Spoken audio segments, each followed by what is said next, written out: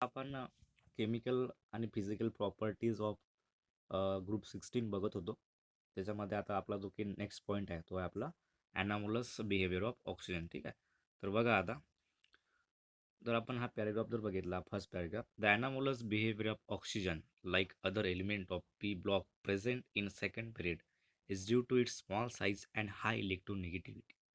तर लक्षात घ्या, असा एक पॉईंट आहे की ऑक्सिजन हा ॲनामोलस बिहेवियर का बरं दाखवतो.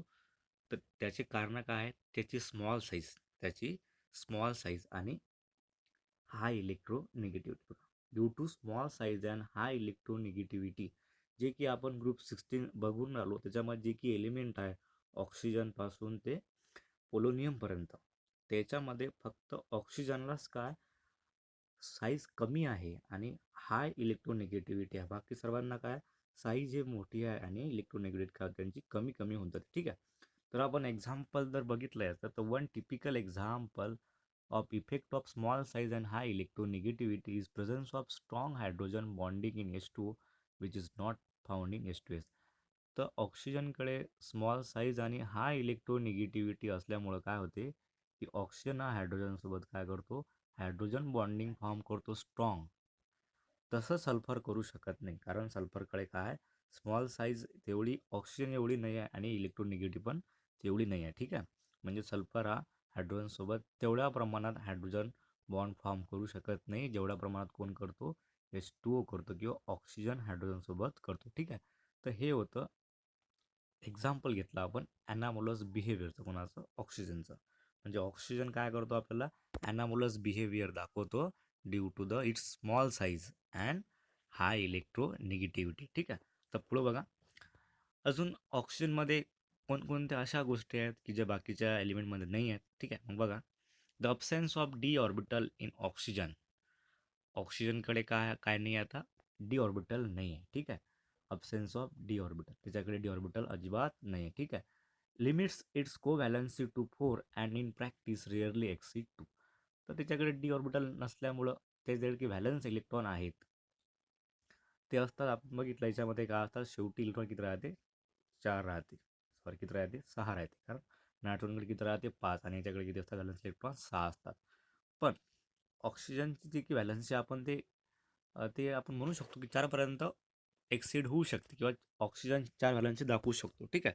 परंतु इन प्रॅक्टिस रिअरली एक्सीड 2. परंतु आपण जे जनरली बघतो की 2च्या पुढे आपण सहसा बघत नाही काय, जे की असेल ऑक्सिजनची व्हॅलन्स. ठीक आहे. On other hand, in case of the other element of the group, the valence shell can be expanded and covalence exceed 4. आणि जे की बाकीचे ग्रुप आहेत त्यांच्यामध्ये काय होते मग, जे की एलिमेंटची व्हॅलन्सी आहे किंवा बॉन्ड फॉर्म करण्याची क्षमता आहे ते काय होते, ते 2पेक्षा जास्त आहे. ठीक आहे. कशामुळं, त्यांच्यामध्ये डी ऑर्बिटल पण आहे, त्याच्यामुळे ते काय करू शकतात, 4पेक्षा जास्त बॉन्ड फॉर्म करू शकतात. फक्त कोण, फक्त ऑक्सिजन जो आहे, फक्त ऑक्सिजनकडे काय, जरी त्याची व्हॅलन्सी आपण म्हटलं 4 असू शकते, परंतु रेअरली इन प्रॅक्टिस ते किती राहते, 2च राहते. ठीक आहे. हे लक्षात ठेवायचं. पुढे बघा, आता आपल्याला काही पॉईंट शिकणार ज्याच्यावर आपण काय प्रूव्ह करू की जे की ॲनामोलस बिहेवियर आहे कोणाचं, ऑक्सिजनचं, ते प्रूव्ह करण्याचा प्रयत्न करू. तसं आपण ते बघितलंच आहे. आता बघा, पहिला जो पॉईंट आहे याच्यामधला की जे की आपले 16 ग्रुप जे एलिमेंट आहेत ते काय करतात, रिॲक्टिव्हिटी दाखवतात हायड्रोजनसोबत, नंतर ऑक्सिजनसोबत, नंतर हॅलोजनसोबत, नंतर ऑक्सिजन आपण नंतर बघू, सोबत बाकीचे मेटल पण ते काय करतात, रिॲक्टिव्हिटी दाखवतात. मग आता बघा की reactivity with hydrogen, all the element of group 16 form hydrides of the type E2E. आता हे जे की सर्व एलिमेंट आहे या ग्रुपमधले ते काय करतात, एक काय करतात, हायड्राइड आपल्याला काय करतात, दाखवतात. कोणासोबत, हायड्रोजनसोबत. समजलं का. म्हणजे आपण जर हे एलिमेंट घेतले कोणते, सल्फरपासून SE, PO, ऑक्सिजन पण त्याच्यामध्ये येतो. ठीक आहे. मग ते काय करतात, आपल्याला दाखवतील, हायड्राइड दाखवतील. कोणासोबत, react with the hydrogen form the hydride. ठीक आहे. Some of property of hydrate are given in table 7.7. They're acidic. आता बघा, टेबल 7.7 आपण नंतर बघू. ठीक आहे. तर पहिले लक्षात घ्या इथं की जेव्हा हे एलिमेंट काय करतील, ऑक्सिजनसोबत बॉन्डिंग फॉर्म करतील, तेव्हा काय बनतो, हायड्राइड बनतो. ठीक आहे. मग आता यांच्या प्रॉपर्टी आपण त्या टेबल 7.7 मध्ये शिकू. ठीक आहे. आता तुम्हाला एक गोष्ट लक्षात ठेवायची, ॲसिडिक कॅरेक्टर.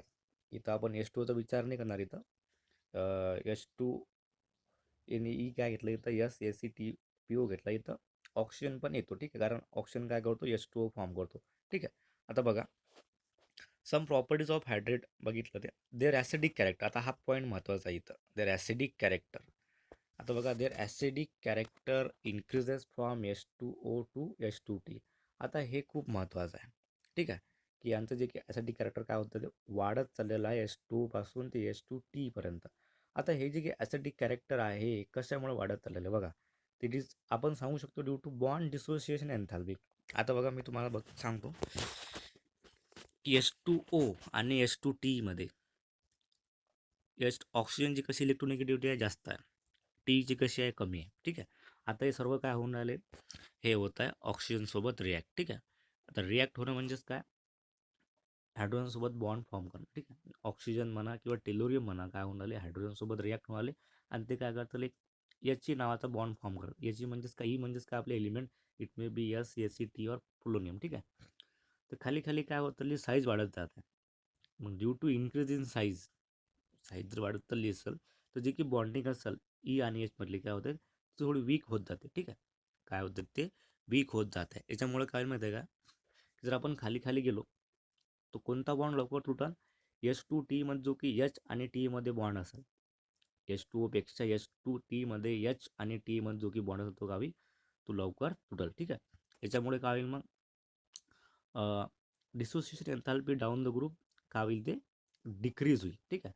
म्हणजे जे की एनर्जी आपल्याला द्यावी लागेल तिथं कशासाठी, तो बॉन्ड तोडण्यासाठी, ते काय होईल, ते कमी होऊन जाईल. लक्षात ठेवायचं आहे, the increase in acidic character can be explained in term of decrease in bond He dissociation enthalpy down the group owing. आता समजलं तुम्हाला की काय होते, मग जर आपण खाली खाली जर ग्रुपमध्ये गेलो तर डिसोसिएशन एन्थॅल्पी कमी होत आहे.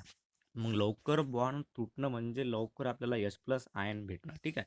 मग लवकर जर H+ आयन भेटला म्हणजे काय, ॲसिडिक कॅरेक्टर वाढत जाईल. लक्षात आलं का हे आता, म्हणजे H2O पासून H2T पर्यंत काय होत जाईल, आपलं ॲसिडिक कॅरेक्टर हे काय होईल, इन्क्रीज होत जाईल. लक्षात ठेवा, it is due to the decrease in bond EH dissociation enthalpy. लक्षात ठेवा. आता परत याच्यावर आणखीन एक बेस कन्सेप्ट असा आहे की thermal stability of hydrate also decrease from H2O to P2O. आता थर्मल स्टॅबिलिटी म्हणजेच काय, कोणता बॉन्ड हा हीटला जास्त स्टेबल आहे, ठीक आहे. मग आता आपण शिकलो की खाली खाली काय होत आहे, H आणि E मधला, ई म्हणजे आपले एलिमेंट, हा बॉन्ड कसा होत आहे, हा वीक होत आहे, ठीक आहे. मग बॉन्ड वीक जर झाला त्याला काय होईल, आपण जर हीट सप्लाय केली तर ती काय होईल, लवकर काय होईल, तो ब्रेक होईल. समजलं का, म्हणजे याची जो बॉन्ड आहे लवकर ब्रेक होऊन जाईल.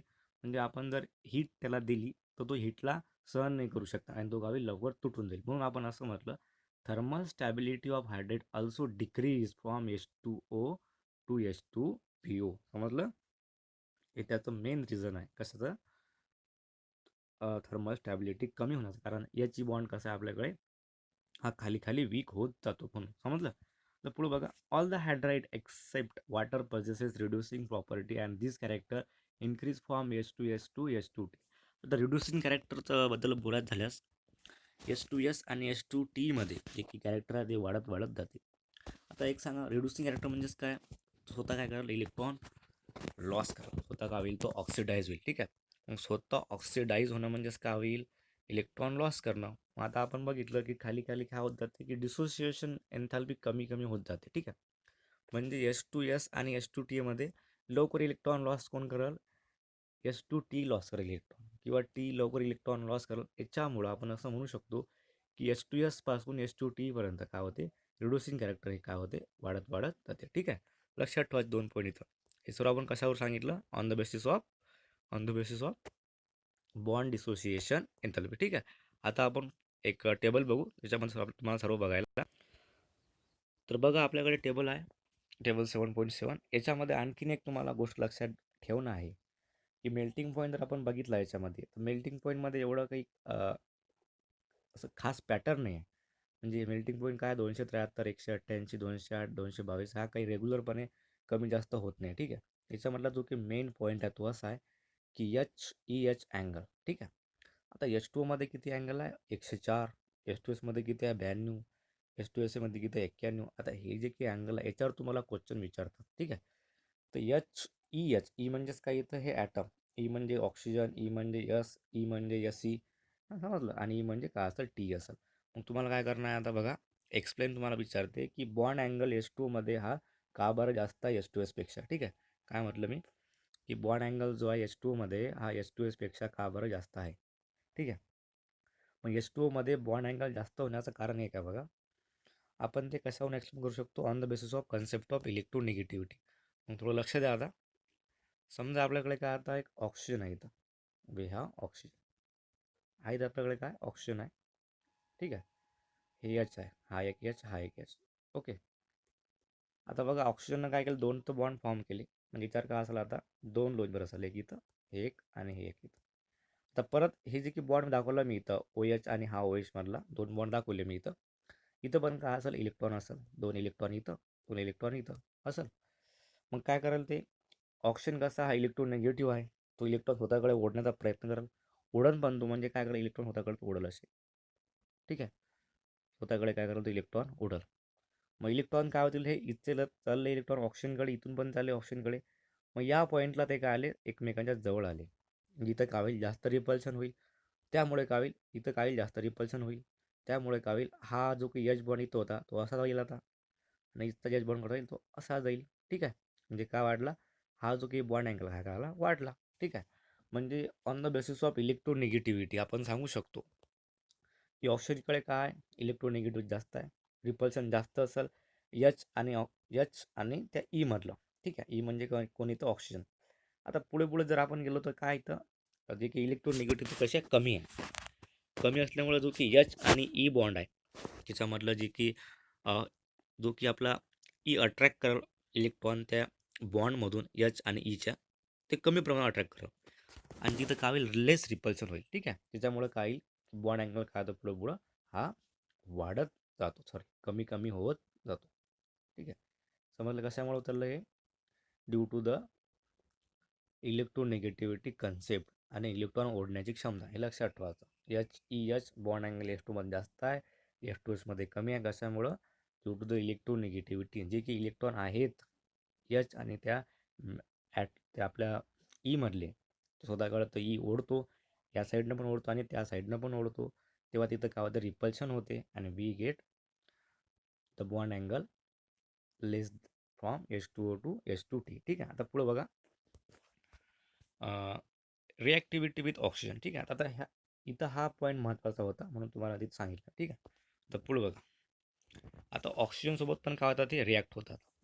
रिॲक्टिव्हिटी with oxygen, all these element form oxide of the EO2 and EO3 type, where E equal to काय असेल इथं, एस असेल, एस सी असेल आणि टी ओ और पी ओ. ठीक आहे, लक्षात ठेवायचं. ई म्हणजेच काय, आपले या 16 ग्रुपचे एलिमेंट असेल. आता ओझोन आणि जे ऑक्साईडचे फॉर्म टाईप कोणचा, EO2 आणि EO3. ई म्हणजे आपले याच्यामधले एलिमेंट, म्हणजे O2चा पण ते कॉम्प्लेक्स फॉर्म करतात किंवा कंपाऊंड फॉर्म करतात, आणि O3चा पण ते कंपाऊंड फॉर्म करतात. ठीक आहे, आता O3 जो आहे हा ओझोन आपल्याला माहीत आहे. त्याच्यामध्ये माहीत आहे काय की ऑक्सिजन तो टाईप हा येतो EO2. ई म्हणजेच काय, आपला ऑक्सिजन, आणि O2 तो काय बनला, ओझोन बनला. ठीक आहे, and sulphur dioxide SO2. S म्हणजे काय आपला हा एस, आणि हा म्हणजे टाईप कोणचा आहे याचा, हा EO2 आहे. ठीक आहे, पुढे बघा, आर गॅसेस. आता SO2 जो आहे याच्यामध्ये तो कसा आहे, हा गॅस आहे.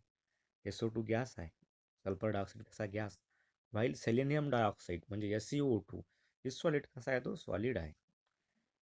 समजलं आता हे SeO2 हा कसा आहे, सॉलिड आहे, लक्षात ठेवायचं. आता एक खूप महत्त्वाचा पॉईंट आहे याच्यामध्ये, reducing property of dioxide decrease from SO2 to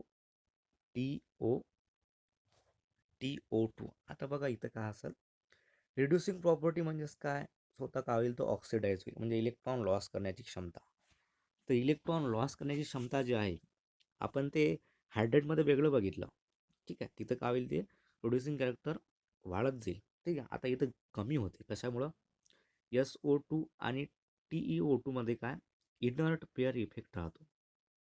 जे की यस इलेक्ट्रॉन आहे ते बॉन्डिंगमध्ये भाग घेत नाही, किंवा त्यांचा काही ते इलेक्ट्रॉन लॉस करत नाही किंवा गेन पण करत नाही. ठीक आहे, म्हणजे काय होईल, रिड्युसिंग प्रॉपर्टी काय होतं इथं, हे कमी कमी होत आहे SO2 पासून ते TO2 पर्यंत. हे लक्षात ठेवायचं पॉईंट. ठीक आहे, खूप महत्त्वाचा पॉईंट आहे, लक्षात ठेवायचा. समजलं मग आता लक्षात ठेवायचं की रिड्युसिंग प्रॉपर्टी जी आहे डायऑक्साईडची, आपण तिथं हायड्रेटची बघितलं होतं. हे काय डायऑक्साईडचे आहे. डिक्रीज फ्रॉम SO2 TU2 कशामुळे due to the inert pair effect. लक्षात ठेवायचं आहे due to the inert pair effect reducing property of dioxide decrease from SO2 to TeO2. ठीक आहे. आता SO2 is reducing while TO2 is an oxidising agent. आता आपण असं म्हटलं इथं की रिड्युसिंग प्रॉपर्टी काय होत आहे, खाली खाली कमी होत आहे. मग खाली काय वाढत चाललं, ऑक्सिडायझिंग प्रॉपर्टी वाढत आहे. म्हणजे जे की इलेक्ट्रॉन गेन करण्याची क्षमता आहे ते काय होत आहे, वाढत आहे. हे लक्षात ठेवायचं इथं. समजलं. Beside EO2 type, sulfur, selenium and tellurium also form EO3 type oxide, SO3, SeO3 and TeO3. Both type of oxide are acidic in nature. आता आपण बघितलं की खाली खाली काय कमी होत आहे, रिड्युसिंग कॅरेक्टर कमी होत आहे. ठीक आहे, किंवा रिड्युसिंग प्रॉपर्टी काय होत आहे, कमी होत आहे.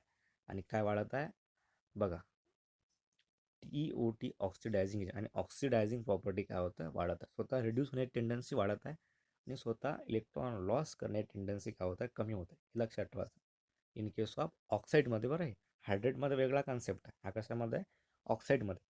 ठीक आहे. आता बघा, both type of oxide are acidic in nature.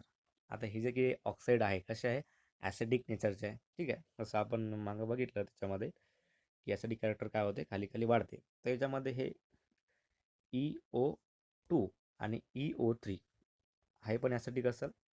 ठीक आहे, आणि EO3 पण काय असेल, ॲसिडिक असेल. ठीक आहे, लक्षात घ्यायचं आहे.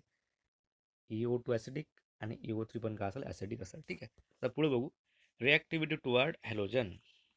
आता हा महत्त्वाचा पॉईंट आहे की element of group 16 form a large number of halide. आता हे जी की एलिमेंट आहे काय करतात, खूप सारे हलाइड फॉर्म करतात. मग त्याच्यामध्ये लक्षात घ्यायची गोष्ट अशी आहे की ते हलाइडचा टाईप कोणता आहे. ठीक आहे, टाईप म्हणजेच काय, त्याचा प्रकार कोणता आहे. लक्षात घ्या इथं की टाईप याचा कोणता असं, EX6 म्हणजे ई एलिमेंट आहे आपला, एक्स म्हणजे हॅलोजन म्हणजे 6 इथं असेल हॅलोजन, 4 पण असेल, 2 पण असेल. Where is an element in the group and X is the halogen. X काय आहे, हॅलोजन असेल म्हणजे फ्लोरीन, क्लोरीन, ब्रोमिन किंवा iodine. The stability of the halide decrease in order. आता याच्यामध्ये सर्वात जास्त इलेक्ट्रोनिगेटिव्ह कोण आहे, आपल्याला माहिती आहे, तो आहे फ्लोरीन. ठीक आहे. मग फ्लोरीन जर काय करत असेल, कंपाऊंड फॉर्म करत असेल कोणासोबत, एलिमेंटसोबत, आपला दिलेला एलिमेंट जे आहे आपल्याकडे आहे 16 ग्रुपचे, तो जो की कंपाऊंड फॉर्म होईल तो स्टेबल असेल. ठीक आहे. मग आपण बघा आता, the stability of the halide decrease in order म्हणजे फ्लोरीनसोबतचे कंपाऊंड जास्त स्टेबल असेल, फ्लोरीनसोबतचे कमी, आणि सगळ्यात स्टेबल, लेस स्टेबल कोण असेल, आयोडीनचे कंपाऊंड, कारण कसा आहे तो लेस इलेक्ट्रोनिगेटिव्ह आहे. आता पुढे बघा, अमॉंग हेक्झा हलाइड. हेक्झा हलाइडचा आपण विचार जर केला तर hexa fluoride are only stable halide. तर हेक्झा फ्लोराईड हा कसा आहे, खूप जास्त स्टेबल आहे. ठीक आहे, लक्षात ठेवायचं आहे की हेक्झा हलाइड जर आपण कंपाऊंड बघितले तर हेक्झा फ्लोराईड कसा आहे, हा स्टेबल आहे. आता all hexafluoride are gases in nature. हे लक्षात ठेवायचं की सर्व हेक्झाफ्लोराईड कसे गॅसेस इन नेचरमध्ये आहेत. They have octahedral structure. Hexa म्हणजेच काय, कोऑर्डिनेशन नंबर किती असेल, 6 असेल. 6 म्हणजेच काय, बॉन्ड 6. तर बॉन्ड 6 म्हणजेच काय, स्ट्रक्चर कसं असेल, ऑक्टाहेड्रल स्ट्रक्चर किंवा octahedral geometry. Sulphur hexafluoride SF6 is exceptionally stable on steric reason. सर्वात महत्त्वाचा हा पॉईंट इथं आहे की तुम्हाला विचारते, SF6 is exceptionally stable for steric reason. याचा अर्थ काय होतो, SF6 हा खूप जास्त स्टेबल आहे. आता आपण जर विचार केला, सल्फर जो आहे इथं हा सराउंड आहे. सराउंड म्हणजेच काय, सल्फर वेढलेला आहे 6 कशामुळं, फ्लोरीन ॲटमनं.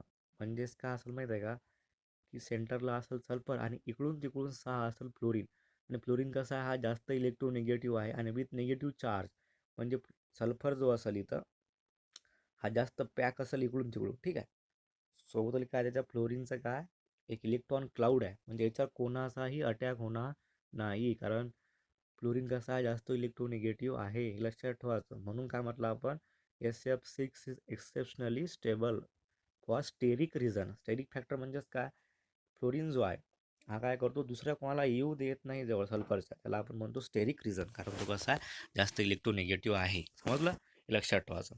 तर त्याला आता अमॉंग टेट्राफ्लोराईड म्हणजे 4, म्हणजे EX4 टाईप जर आपण बघितला तर काय, in gas SF4 is a gas. SF4 कसा आहे, गॅस आहे. SCF4 लिक्विड आणि TF4 कशा सॉलिड. ठीक आहे. दिस फ्लोराईड हॅव sp3d हायब्रिडायझेशन. आता हे जे काही आहे याच्यामध्ये टेट्रा फ्लोराईड तर कशामध्ये काही गॅस आहे, काही लिक्विड आणि काही सॉलिड आहे. ठीक आहे. सुरुवातचे गॅस, नंतरचे लिक्विड आणि नंतरचे सॉलिड.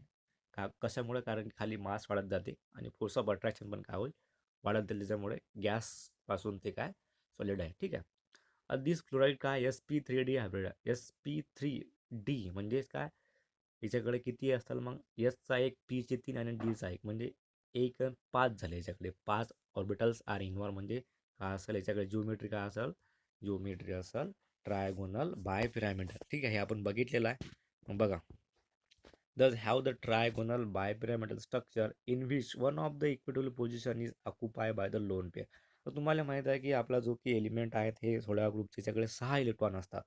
तर इथं काय SF4 जर फॉर्म केलं तर 4 तर इन्व्हॉल्व झाले, राहिले 2. 2ची काय होईल मग, एक लोन पेअर होईल. ठीक आहे. 2ची एक लोन पेअर म्हणजे 4 बॉन्ड आणि एक लोन पेअर असा तो टाईप होईल. म्हणजे काय होईल, ते sp3d हायब्रिडायझेशन होईल. मग आपण ॲक्च्युअल जिओमेट्री बघितली याची, तर ते कशी येते, सी सॉ जिओमेट्री. हे आपण बघितलेलं आहे. ठीक आहे.